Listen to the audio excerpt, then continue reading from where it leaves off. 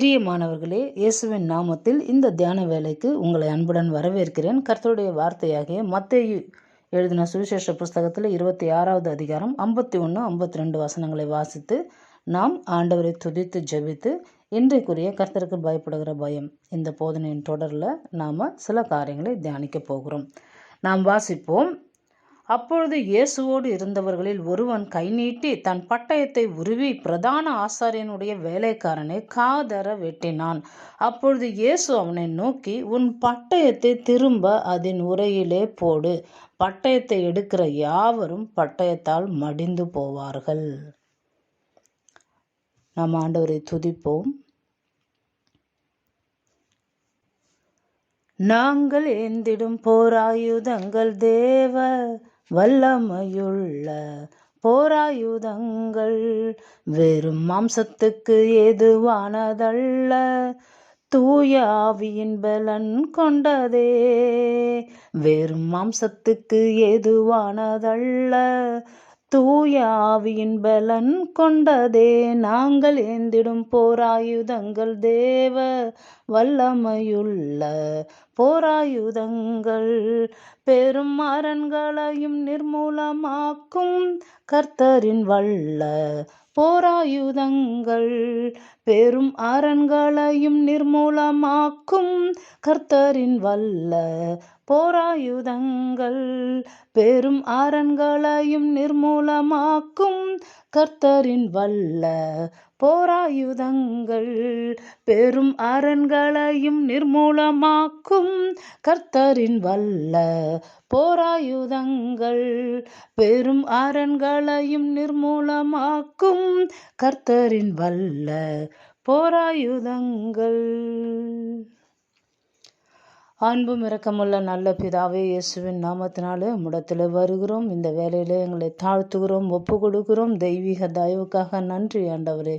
நன்றி கர்த்தாவே, உம்மை நன்றியோடு கூட துதிக்கிறோம், ஸ்தோத்தரிக்கிறோம். ஸ்தோத்திரம் ஆண்டவரே, ஸ்தோத்திரம் கர்த்தாவே, உம்மை நன்றியோடு துதிக்கிறோம்.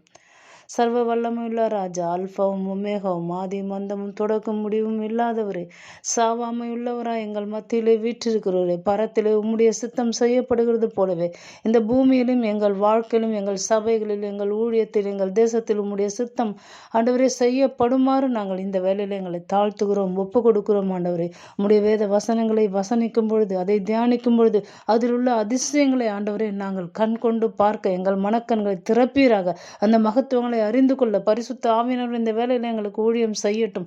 தேவனை அறிகிற அறிவிலும், கிறிஸ்துவை அறிகிற அறிவிலும், கிறிஸ்துவின் கிருபையை அறிகிற அறிவிலும் எங்களை நடத்துவீராக. ஒருவருக்கே துதி கனம் மகிமை யாவற்றும் ஏறெடுக்கிறேன் இயேசுவின் நாமத்தில் பிதாவே, ஆமேன். நாம் தொடர்ச்சியாக கர்த்தருக்கு பயப்படுகிற பயம் அப்படிங்கிற தொடரில் கணவன் மனைவி வார்த்தைகள் அப்படிங்கிறத பார்த்து கொண்டிருக்கிறோம். கணவன் அதாவது மணவாளன் நம் இயேசு கிறிஸ்து, அவருடைய மணவாட்டியாகிய சபையாகிய நாம், நம்முடைய வார்த்தை எப்படி இருக்குது? ஏன்னா அவருடைய வார்த்தை நமக்கு வேதத்தின் வழியாக கொடுக்கப்பட்டிருக்கிறது. நம்ம அந்த வார்த்தையை எப்படி கையாளுகிறோம், அப்போ நம்ம வாழ்க்கை எப்படி ஆவிக்குரிய வளர்ச்சியில் இருக்குது அப்படிங்கிறத தொடர்ச்சியாக நம்ம பார்த்து கொண்டே வருகிறோம். சரிங்களா? அப்போது அந்த கர்த்தருக்கு பயப்படுகிற பயம் இருக்கும்பொழுது மற்ற பயங்கள் நம்மளுக்கு உடனே அப்படியே ஃபேட் ஆகிடுது, அப்படியே வேனிஷ் ஆகிடுது, அந்த அர்த்தம் இல்லை. உள்ளுக்குள்ளே கொஞ்சம் நடுக்கம் இருக்குது. சில காரியங்களை பார்க்கும்பொழுது, பிரச்சனைகள் நம்மளுக்கு வரும்பொழுது, வியாதி சரீரத்தை தாக்கும்பொழுது நம்மளுக்குள்ள ஒரு நடுக்கம் வருது, பயம் வருது. ஆனால் அதன் மத்தியிலும் நம்ம எதை நோக்கி போகிறோம், அதையே பார்த்துக்கிட்டு உக்காந்துடலாமல் அதுக்கு பயந்துக்குன்னு நம்ம கர்த்தரை விட்டு விலகாமல் கர்த்தர் நமக்கு நிச்சயம் உதவி செய்வார்னு அந்த வேதனை மத்தியில், பலவீனத்தின் மத்தியில், சுகவீனத்தின் மத்தியில், அந்த துக்கத்தின் மத்தியில், வலிகளின் மத்தியில் நம்ம முன்னோக்கி நகர்றோம் பார்த்தீங்களா கர்த்தரை பார்த்து. அந்த நம்பிக்கையை தேவன் ஒரு பொழுதும் வெட்கப்படுத்த விட மாட்டார். அதுதான் கர்த்தருக்கு பயப்படுகிற பயம். கர்த்தரை நோக்கி நம்ம போயிட்டே இருக்கிறோம். எந்த சூழ்நிலையிலும் கர்த்தரை நோக்கி போகிறோம். கர்த்தருடைய வார்த்தையை என்ன சொல்லுதோ அதுக்கு கீழ்ப்படிந்து நம்ம முன்னேறி கொண்டு இருக்கிறோம் பார்த்தீங்களா. அதுதான் கர்த்தருக்கு பயப்படுகிற பயம். அப்படி நம்ம செய்யலைன்னா மற்ற காரியங்களுக்கு பயப்படுகிற பயத்தில் வளர்கிறோன்னு அர்த்தம். சரிங்களா? அப்போ நம்ம இதை விளங்கி கொள்ள வேண்டும். சரி, எனக்கு தலைப்பை பார்த்துருப்பீங்க. அதில் என்ன போட்டிருக்கு? பட்டயம் எங்கேன்னு ஒரு வார்த்தை இருக்குது பாருங்கள். அந்த பட்டயத்தை குறித்து சில காரியங்களை நம்ம தெரிந்து கொள்ளலாம். போகலாம். ஆரம்பத்தில் வாசித்தோம் இல்லையா, மத்தேயு 26, 51, 52. அதில் நீங்கள் 54வது வசனம் வரைக்கும் வாசித்து பாருங்கள். ஆண்டவர் சொல்கிறாரு, உன் பட்டயத்தை உரையில் போடு, எதுக்கு இப்போ தேவையில்லாத நேரத்தில் எடுக்கிற அப்படின்னா என்ன அர்த்தம்? கர்த்தர்கிட்ட பர்மிஷன் கேட்காம அவருடைய விருப்பம் இல்லாமல் இவங்க அதை எடுத்துட்டாங்க சீஷர்கள். உங்களுக்கு விளங்குதா? ஏன் அப்படின்னா அவரோடு கூட இருக்கிறவர்கள் அவருக்கு என்னவாக இருக்கிறார்கள். அந்த பட்டயம்ங்கிறது எதை குறிக்கிறது? ஏன் இன்னைக்கு நம்ம பட்டயத்தை குறித்து பார்க்குறோம்? சில காரியங்களை நம்ம தியானிக்கலாம். வேதத்தில் நிறைய இடத்துல பட்டயம்ங்கிற வார்த்தை வருது. நீங்கள் வீட்டில் வாசித்து பாருங்கள். நியாயாதிபதிகள் புஸ்தகம் 7:20 கர்த்தருடைய பட்டயம்னு வருது, கிதியோனுடைய பட்டயம் வருது. அதே போல் நியாயாதிபதிகள் 20:17 வாசித்து பார்த்தீங்கன்னா பட்டயம் உருவுகிற 4,00,000 காலாட்கள் அப்படின்னு போட்டிருக்கு. அப்படின்னா அவர்கள் யுத்த வீரர்களாக இருந்தார்கள்னா அதே வசனம் சொல்லுது. அதே போல் நியாயாதிபதிகள் 20:46 வாசித்து பார்த்தீங்கன்னா பட்டயம் உருவுகிற பலவான்கள் அப்படின்னு போட்டிருக்கு. அப்போது கர்த்தருடைய பட்டயம்னு இருக்குது, கிதியோனுடைய பட்டயம்னு இருக்குது. அந்த பட்டயம் வச்சிருக்கிறவங்க யுத்த வீரர்கள்னு சொல்லப்பட்டிருக்கு.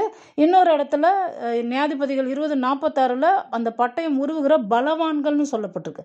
அப்போ பட்டயம் வைத்திருக்கிறவர்கள் எப்படிப்பட்டவர்கள்? அவங்க கர்த்தருடைய பட்டயத்தை வச்சிருக்கிறாங்க, தங்களுடைய பட்டத்தையும் வச்சிருக்கிறாங்க. அவங்க யுத்த வீரர்களாக இருக்கிறாங்க, ஃபைட்டர். அதே போல் அவங்க பலவான்களாக இருக்கிறாங்க. அவங்க யார்? அதை தான் நம்ம பார்க்க போகிறோம். கொஞ்சம் டீட்டெயிலாக தெரிந்து கொள்ள போகிறோம். ஏன்னா இயேசுவோடு கூட இருந்தவங்க பட்டயத்தை வச்சுருந்தாங்க. ஆனால் அவங்க யுத்த வீரர்களா பலவான்களா அதெல்லாம் அடுத்தது. நம்ம ஒன்று புரிந்து கொள்ளணும், கர்த்தருக்கு ஏற்ற யுத்த வீரர்களாக இருக்கணும். நம்ம சில காரியங்களை வாசிக்கலாம். இன்றைக்கு இருக்கிற புதிய ஏற்பாட்டு விசுவாசி பிள்ளைகளாகிய நமக்கு பட்டயம்னா என்னன்னு கண்டிப்பாக புரியணும். புரிஞ்சாதான் நம்ம இந்த பிரசங்கத்தை வழங்கி கொள்ள முடியும். போகலாம். எபேசியருக்கு எழுதின நிருபம் 6வது அதிகாரம் 11வது வசனம். நீங்கள் பிசாசின் தந்திரங்களோடு எதிர்த்து நிற்க திராணி உள்ளவர்கள் ஆகும்படி தேவனுடைய சர்வாயுத வர்க்கத்தையும் தரித்து கொள்ளுங்கள். 17வது வசனம் வாசிக்கலாம். இரட்சணியம் என்னும் தலை சீராவையும் தேவ வசனமாகிய ஆவியின் பட்டயத்தையும் எடுத்துக்கொள்ளுங்கள். அப்போ பட்டயம்ங்கிறது இன்னைக்கு புதிய ஏற்பாட்டில் லிட்ரலாக கையில் பெரிய கத்தி சாடு வச்சுக்கிறத பற்றி சொல்லலை. இங்கே என்ன சொல்லுது? தேவனுடைய வசனம்னு சொல்லப்பட்டிருக்கு. அப்போ இன்னைக்கு ஆவிக்குரிய பிள்ளைகளாகிய நீங்களும் நானும் தேவனுடைய வசனத்தை எப்பொழுதும் கைகளிலே விசுவாசத்தோடு ஏந்தியவர்களாக இருக்க வேண்டும். அப்போ தான் என்ன பண்ணுவோம்? பிசாசோட தந்திரங்கள், அவனுடைய தாக்குதல், நம்முடைய வாழ்க்கையில் வர்ற பொருளாதார குறைவு, நம்ம சரீரத்தை தாக்குகிற வியாதிகள், நம் தேசத்தை தாக்குகிற பொல்லாத வல்லமைகள், இதையெல்லாம் எதிர்த்து நின்று அதெல்லாம் வெட்டி துண்டு துண்ட கூறு கூறாக போட்டு ஒன்றும் இல்லாமல் அதெல்லாம் ஆக்குறதுக்கு நம்ம வாயில் தேவனுடைய வார்த்தை இருக்கணும். கணவன் மனைவி வார்த்தைகள். அவர் என்ன வார்த்தை சொல்கிறாரு? உன்னால் செய்ய முடியும், நீ எதிர்த்து நில்லுன்னு சொல்லித்தரான்னா நம்மளால் அதை எதிர்த்து நிற்க முடியணும். ஐயோ, அவர் இயேசு, அவர் சொன்னார், என்னால் முடியாது அப்படின்னு சொல்லக்கூடாது. நம்ம எப்படிப்பட்டவர்களுங்கிறத விளங்கி கொள்ளணும். ஏன் அப்படின்னா இந்த பட்டயம்னா என்னன்னு பார்த்தோம், ஆண்டவருடைய வசனம்னு பார்த்தோம். இந்த பட்டயம் யாருடையதுன்னு பார்த்தா தான் நம்மளுக்கு புரியும். வெளிப்படுத்தின விசேஷம் 12:2 மன்னிக்கவும் 2:12க்கு 12:2ன்னு சொல்லிட்டேன். பெர்கமு சபையின் தூதனுக்கு நீ எழுத வேண்டியது என்னவெனில், இருபுறமும் கருக்குள்ள பட்டயத்தை உடைகிறவர் சொல்லுகிறதாவது. அப்போனா இந்த பட்டயம் யாருடையதுங்க? கர்த்தருடையது. அது எப்படிப்பட்ட பட்டயம் வேற சொல்லப்பட்டிருக்கு பாருங்க. இருபுறமும் கருக்குள்ளது, 2 சைடும். நீங்கள் அந்த சோடை எடுத்து இந்த வசனத்தை எடுத்து போர் புரிஞ்சிங்கன்னா, நீங்கள் யுத்தம் செஞ்சிங்கன்னா, ஆவிக்குரிய யுத்தம் செய்யும்பொழுது ரொம்ப ஜாக்கிரதை. உங்களையும் அது பதம் பாத்திரம், எதிர்க்க இருக்கிறவங்களையும் பதம் பாத்திரம், பிரச்சனைகளையும் அது. அதனால தான் அதை சரியாக யூஸ் பண்ணணும். அதனால தான் ஆண்டவர் என்ன சொல்கிறாரு? பட்டயத்தை முதல்ல உரையில் போடுங்கிறாரு. மத்திய சுவிசேஷத்தில் வாசித்தோம் பார்த்தீங்கன்னா, எங்கே எடுக்கணுமோ அங்கே தான் எடுக்கணும். எல்லா நேரத்திலும் என்ன வேணால் நம்ம இஷ்டத்துக்கு பண்ணலான்னு இருக்கக்கூடாது. அதே போல் இந்த பட்டயம்ங்கிறது ஆவியின் வசனம்னு எபேசியர் 6:11 வாசித்தோம். பட்டயம் அவருடையது, தேவன் நம்மளுக்கு தந்தது. அதனால் அவர் விருப்பத்தின்படி தான் நம்ம அதை யூஸ் பண்ணணுங்கிறத அவர் எங்கே வச்சிருக்கிறாருங்கிறத கூட சொல்லுது. இதே வெளிப்படுத்தின விசேஷம் 1:16 வாசிக்கலாம். தமது வலது கரத்திலே 7 நட்சத்திரங்களை ஏந்தி கொண்டிருந்தார். அவர் வாயிலிருந்து இருபுறமும் கருக்குள்ள பட்டயம் புறப்பட்டது. எங்கிருந்து? அவர் வாயிலிருந்து. வேதவசனம் எங்கிருந்து வந்திருக்கு? அவருடைய வாயிலிருந்து வந்திருக்கு. அப்போ நல்லா புரிந்து கொள்ளணும், கர்த்தருடைய வாயிலிருந்து புறப்பட்டு வருகிற ஒவ்வொரு வார்த்தைனாலும் பிழைப்பான்னு வேதவசனம் சொல்லியிருக்கு. இயேசு கிறிஸ்து கோட் பண்ணியிருக்காரு. இயேசு கிறிஸ்துவோட வாயிலிருந்து வர வார்த்தை அது. அப்போ நம்ம வாயின் வார்த்தைகள் எப்படி இருக்கிறது? மணவாட்டி சபையே, உன்னுடைய மணவாளன் இயேசு கிறிஸ்துவின் வார்த்தையை நீ பேசுகிறாயா? அவருடைய பட்டயத்தை நீ எங்கே வச்சிட்டு இருக்கிற? அவர் சொல்கிற மாதிரி செய்கிறாயா? இதுதான் நம்ம இன்னைக்கு விளங்கி கொள்ளணும். எதற்காக நம்ம இதை வச்சிருக்கிறோம்? எபிரேயர் 4:12 நம்மளுக்கு தெளிவாக சொல்லித்தருது. தேவனுடைய வார்த்தையானது ஜீவனும் வல்லமையும் உள்ளதாயும் இருபுறமும் கருக்குள்ள எந்த பட்டயத்திலும் கருக்கானதாயும் ஆத்மாவையும் ஆவியையும் கணுக்களையும் ஊனையும் பிரிக்கத்தக்கதாக உருவ குத்துகிறதாயும் இருதயத்தின் நினைவுகளையும் யோசனைகளையும் வகையறுக்கிறதாயும் இருக்கிறது. அப்போ எல்லாத்தையும் கிளீனாக துண்டு துண்டாக போட்டு என்ன பண்ணிடுது?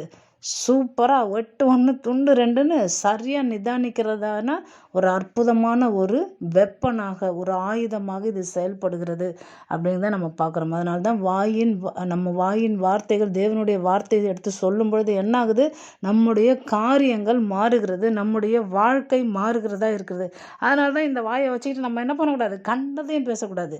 அவருக்கு ஏற்ற மணவாட்டி சபையாக இருக்க வேண்டும். நாம் யாருங்கிறத நாம் புரிந்து கொள்ள வேண்டும். அதனால் தான் நம்ம இன்னைக்கு ஒரு விசேஷித்த வார்த்தைகளை பார்க்க போகிறோம். 1 சாமுவேல் 14:1.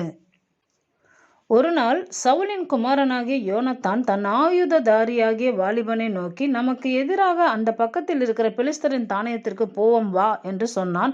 அதை அவன் தன் தகப்பனுக்கு அறிவிக்கவில்லை. இங்கே சம்பவம் என்னன்னு நான் சொல்லிடுறேன். இந்த பின்னணி என்னன்னு உங்களுக்கு புரிஞ்சிச்சுன்னா நீங்கள் இந்த காரியங்களை விளங்கிக் கொள்ள ஈஸியாக இருக்கும். சரியா?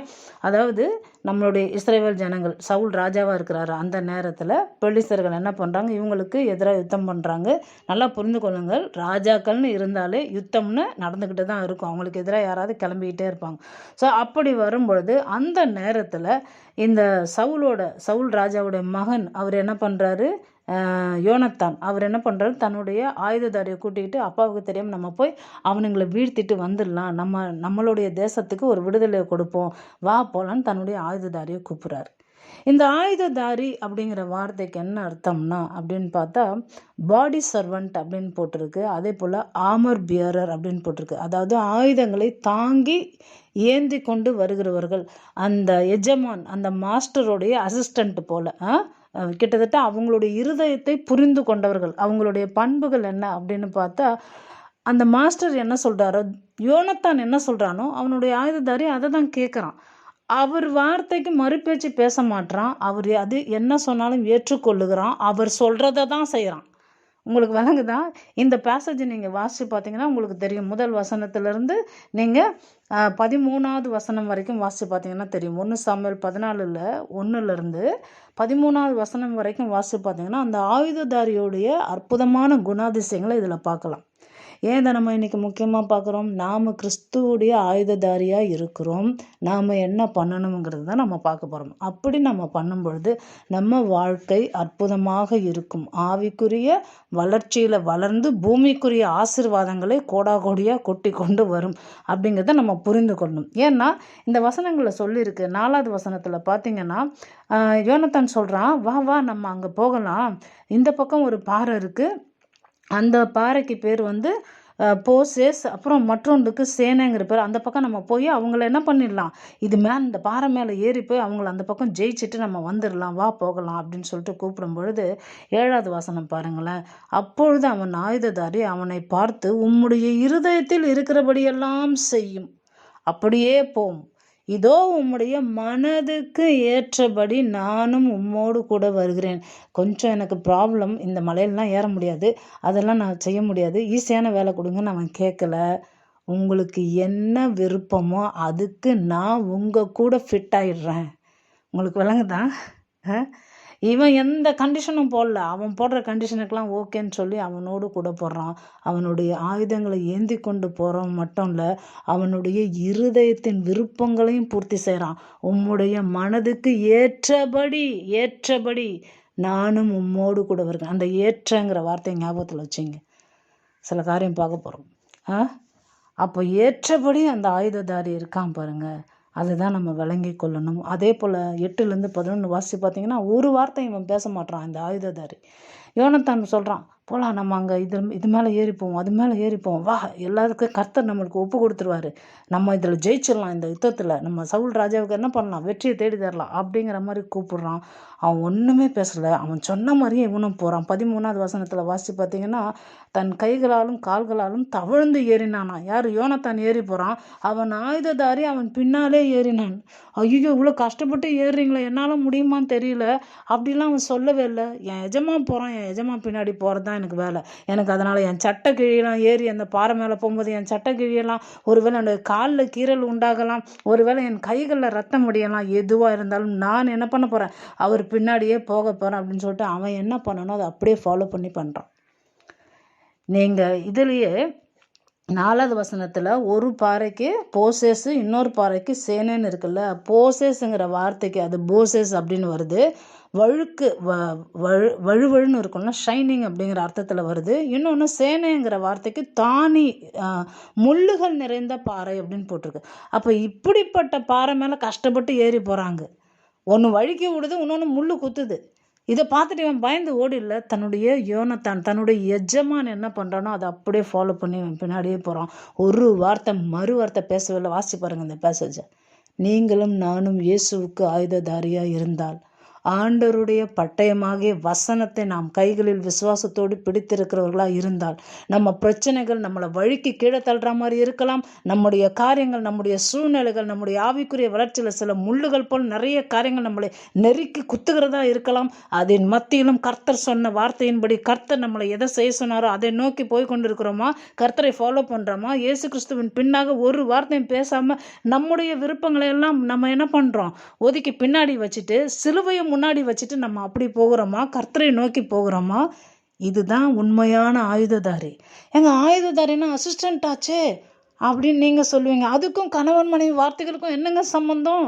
நம்ம அவருடைய மனவாட்டியாச்சே, நம்ம ஆயுததாரி இல்லையே.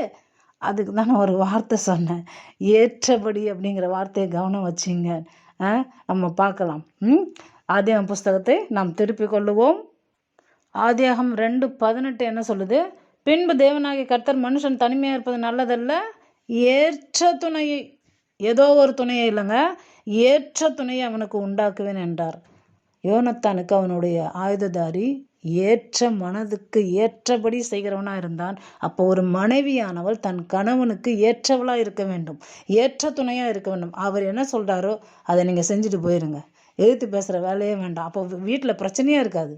நீங்கள் வாயை மூடிட்டிங்கன்னா எல்லா பிரச்சனையும் தானாக மூடிக்கொள்ளும் இல்லையா? அப்போ நம்ம அதை விளங்கி கொள்ளணும். கர்த்தருடைய மனவாட்டியாக இருக்கிற நாம, சபையாகிய நாம, கர்த்தர் தன்னுடைய வார்த்தையில் என்ன சொல்லித்தராரோ அவருடைய அற்புதமான ஆயுததாரியாக இருக்கிறோமா, அவருடைய உதவியாளராக இருக்கிறோமா? ஏன்னா இந்த இடத்துல ஏற்ற துணைன்னு இருக்குல்ல, 18வது வசனத்தில் அது வெவ்வேறு மொழிபெயர்ப்புகளில் எப்படி வருது தெரியுங்களா? I will make a helper அப்படின்னு வருது, ஹெல்ப் மீட்டுன்னு வருது, ஹெல்ப் அப்படின்னே வருது. அப்போ மூல பாஷையில் ஹெல்ப்னே போட்டிருக்கு, உதவியாளர்னு போட்டிருக்கு. அப்போ ஆயுததாரிங்கிறவர் அவருடைய நெருக்கமான உதவியாளர். அப்போ நீங்களும் நானும் கர்த்தருடைய ஆயுததாரி, இயேசுவின் ஆயுததாரியாக இருக்கிறோம். பட்டயம் எங்கே இருக்குது? பட்டயத்தை ஆண்டவர் எப்போ எடுக்க சொல்கிறாரோ அப்போ எடுக்கணும், எப்போ உரையில் போடுன்னு சொல்கிறாரோ போடணும். அப்போ தான் நம்ம சரியான காரியங்களை நோக்கி இலக்கை வைத்து நம்முடைய பிரச்சனைகளை ஃபேஸ் பண்ண முடியும், சவால்களை சந்தித்து நாம் ஜெயிக்க முடியும். ஏன்னா அவர் தான் ராஜாதி ராஜா, அவருடைய பட்டயம், கர்த்தருடைய பட்டயம் வசனம் நம்மக்கிட்ட இருக்குது. அதை நாம் எப்படி எடுத்து பயன்படுத்துகிறோம், அது ரொம்ப மிகவும் முக்கியமான ஒரு விஷயமாக இருக்கிறது. நம்ம இன்னும் சில காரியங்களை வாசிக்கலாம். மத்தேயு என்னும் சுவிசேஷ புஸ்தகம் 28வது அதிகாரம் அதில் 19வது வசனம் பாருங்க. ஆகையால் நீங்கள் புறப்பட்டு போய் சகல ஜாதிகளையும் சீஷராக்கி பிதா குமாரன் பரிசுத்த ஆவியின் நாமத்தினாலே அவர்களுக்கு ஞானம் ஸ்நானம் கொடுத்து, என்ன சொல்கிறாரு? முதல்ல சீஷராக்குங்க, ஞான ஸ்நானம் கொடுங்கன்றார். ஆயுததாரி என்ன பண்ணணும்? அப்படியே அவரை ஃபாலோ பண்ணணும், அவர் மனதிற்கு ஏற்றபடி காரியங்களை செய்யணும். ஆனால் இன்றைக்கி என்ன பண்ணிட்டு இருக்கிறோம்? முதல்ல ஞானஸ்நானம் எடுத்துரு, அப்புறமா சர்ச்சைக்கு வான்னா அது தலைகீழ நடக்குது. கர்த்தருடைய வார்த்தையை நம்ம தலைகீழ செய்யும்போது காரியங்களே தலைகீழ கெட்டு போயிடுது. அதனால தான் வர்றவங்க என்ன பண்ணுறாங்க, நிறைய பேர் கர்த்தருடைய வார்த்தையை புரிஞ்சிக்க முடியல, விசுவாசத்தில் நடக்க முடியல, நிறைய பின்னடைவு, பேக் ஸ்லைடிங் இருக்குது. இதெல்லாம் நம்ம விளங்கி கொள்ளணும். ஒருவனே முதல்ல கர்த்தருடைய வார்த்தையில் நடத்தும் பொழுது கர்த்தர் சொல்லி தந்த மாதிரியே நம்ம என்ன பண்ணுறோம், உலகங்களும் புறப்பட்டு போகிறோம். இன்றைக்கி நம்மளால் அங்கங்கே போக முடியல. ஒன்றும் பொருளாதார குறைவு, நம்மளுக்கு போக முடியல. இன்னொன்று போகக்கூடிய சூழ்நிலையில் நம்ம இல்லாமல் இருக்கலாம். நல்லா புரிந்து கொள்ளுங்கள். நாம் போகிறதுக்குனே கர்த்தர் சில வழிகளை வைத்திருக்கிறார். யூடியூப் வழியாக, வாட்ஸ்அப் வழியாக உலகமெங்கும் போக முடியும். அப்போ நம்ம அதை செய்ய முடியும். அப்போ நம்ம விளங்கி கொள்ளணும், கர்த்தர் சொல்கிற வழியில் அவருக்கு ஏற்ற துணையாக, அவருக்கு ஏற்ற ஆயுததாரியாக இருக்கும் பொழுது நம்ம பட்டயம் நம்ம கையில் தான் இருக்கும். அதை எப்போ எடுக்கணுமோ அப்போ எடுக்கிறதுக்கு ஆண்டவர் சொல்லும் பொழுது அதை எடுக்கணும். உரையில் போடுன்னு சொல்லும் பொழுது போடணும். அப்படி போடும்பொழுது தான் கர்த்தர் சொல்லி கொடுத்த காரியங்களில் நம்ம வெற்றியை காண முடியும். அவர் என்ன கட்டளை கொடுக்கிறாரோ அதிலே வெற்றி பெற முடியும். என்றால் அந்த பட்டயம் சாதாரணமானது இல்லை. எபேசியர் புஸ்தகம் 6வது அதிகாரம் முழுக்க வாசிச்சு பாருங்க. எல்லா போராட்டங்களையும் நம்ம என்ன பண்ண முடியும், ஜெயித்து வெற்றி பெற்று ஜீவ கிரீடத்தை பெரும்படிக்கு தான் நம்ம இருக்கிறோமே தவிர தோத்து போய் தோத்தாங்குலையா உட்காரதுக்கு நம்மளை தேவன் வைக்கல. நீங்கள் எல்லாத்தையும் சகலத்தையும் ஜெயித்து வெல்லுங்கள், நான் உலகத்தை ஜெயித்தேன், உங்களால் முடியும்னு ஆண்டவர் சொல்லித்தராருன்னா நீங்களும் நானும் அதை செய்ய முடியுங்கிறத நம்ம புரிந்து கொள்ள வேண்டும். ஏன்னா ஆண்டவர் என்ன பண்ணுறாரு, எவ்வளோ கஷ்டத்தின் மத்தியில், எவ்வளோ வேதனையின் மத்தியில் அதெல்லாம் நீங்கள் ஒதுக்கி வச்சுட்டு, உங்களோடதை ஒதுக்கி வச்சுட்டு அவருடைய ஆயுததாரியாக நீங்கள் அவர் பின்னாடி போகும்பொழுது என்ன நடக்குது தெரியுமா, அவரை நீங்கள் நம்புறீங்கன்னு அர்த்தம். அவரை மட்டுமே நீங்கள் நம்பி முன்னோக்கி போகிறீங்கன்னு அர்த்தம். அவரை நம்பின ஒருவரையும் அவர் கைவிடுகிறதே இல்லை. தன்னுடைய மணவாட்டை அவர் கைவிடுகிற, அவர் கையாலாகாத மணவாளன் கிடையாது. அவர் அற்புதமான மணவாளன். அவர் ஏற்கனவே நம்மளுக்காக பிசாசை ஜெயித்து விட்டார். சிலுவையில் முற்றிலுமாய் ஜெயித்து அவனை நிர்வாண கோலமாக்கி அவனுடைய எல்லா காரியங்களும் அதிகாரங்களும் உரிந்து போட்டார். நாம் இன்னைக்கு வார்த்தை வைத்து என்ன பண்ணுறோம், எல்லா பிரச்சனைகளுக்கும் ஜபத்தில் கர்த்தருடைய வார்த்தை பிரயோகித்து வெற்றிகளை நம்ம என்ன பண்ணுறோம், எடுத்துக்கொள்ளுகிறோம், சொந்தமாக்கி கொள்ளுகிறோம். இதைத்தான் நாம் விளங்கி கொள்ள வேண்டும்.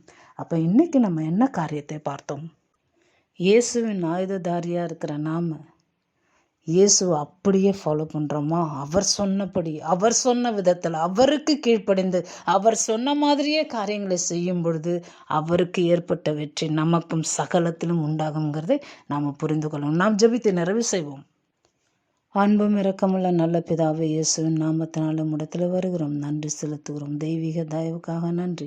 இந்த நாளிலும் எங்களை தாழ்த்துகிறோம், ஒப்புடுக்கிறோம். சர்வ வல்லமையுள்ள ராஜாவே, இதோ நீர் எங்களை உம்முடைய ஆயுததாரியாக வைத்திருக்கிறீர், ஏற்ற துணையாக வைத்திருக்கிறீர், உம்முடைய அற்புதமான உதவியாளராக, சபையாக, மணவாட்டியாக வைத்திருக்கிறீர். அதற்காக நாங்கள் நன்றி செலுத்துகிறோம் ஆண்டவரே. கர்த்தருக்கு ஏற்ற எங்கள் இயேசுவுக்கு இணையான ஆயுததாரியாக தேவரீர் நீர் எங்களை தொடர்ந்து நடத்துவீராக. இதை கேட்டுக்கொண்டிருக்கிற ஒவ்வொரு பிள்ளைகளுடைய வாழ்க்கையிலும் தேவ வார்த்தைக்கு அப்படியே கீழ்ப்படிந்து அந்த வார்த்தைகளை ஏற்றுக்கொண்டு அந்த வார்த்தையில் நடக்கும் பொழுது இவர்களுக்கு முன்பாக ஒரு வல்லமையும் எதிர்த்து நிற்பது இல்லை. சகலத்திலும் இவர்கள் வெற்றி பெற முடியும். இவர்கள் ஜெயித்தவர்களாக காணப்படுகிறார்கள் என்பதை கல்வாரி சிலுவை நோக்கி பார்க்கும்பொழுது இவர்கள் உணரட்டும் ஆண்டவரே. அந்த ஆசீர்வாதங்களை ஒவ்வொன்றையும் இவர்கள் குடும்பம் குடும்பமாக பெற்றுக்கொள்ளட்டும். தலைமுறை தலைமுறை தோறும் இயேசுவின் அற்புதமான ஆயுததாரியாக இவர்கள் வாழ்ந்து சாட்சியாக நிற்கட்டும் ஆண்டவரே. ஒருவருக்கே துதி கன மகிமை யாவற்றையும் ஏறெடுக்கிறேன் இயேசுவின் நாமத்தினால் பிதாவே, ஆமென். நம்முடைய கர்த்தராக இயேசு கிறிஸ்துவின் கிருபையும் பிதாவாகிய தேவனுடைய அன்பும் பரிசுத்தமுள்ள ஆவியனுடைய ஐக்கியம் சந்தோஷம் சமாதானம் இப்பொழுதும் எப்பொழுதும் சதா காலமும் நம் ஆண்டவரும் இரட்சகரும் மணவாளரும் ஆகிய இயேசு கிறிஸ்துவின் 2ஆம் வருகை மட்டும் நம்மோடு கூடவே இருப்பதாக. ஆமேன். வெறும் மாம்சத்துக்கு ஏதுவானதல்ல, தூயாவியின் பலன் கொண்டதே.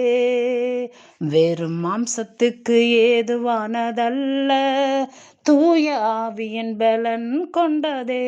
பெரும் அரண்களையும் நிர்மூலமாக்கும் கர்த்தரின் வல்ல போராயுதங்கள், நாங்கள் ஏந்திடும் போராயுதங்கள் தேவ வல்லமையுள்ள போராயுதங்கள். God bless you. Gotta catch 'em all.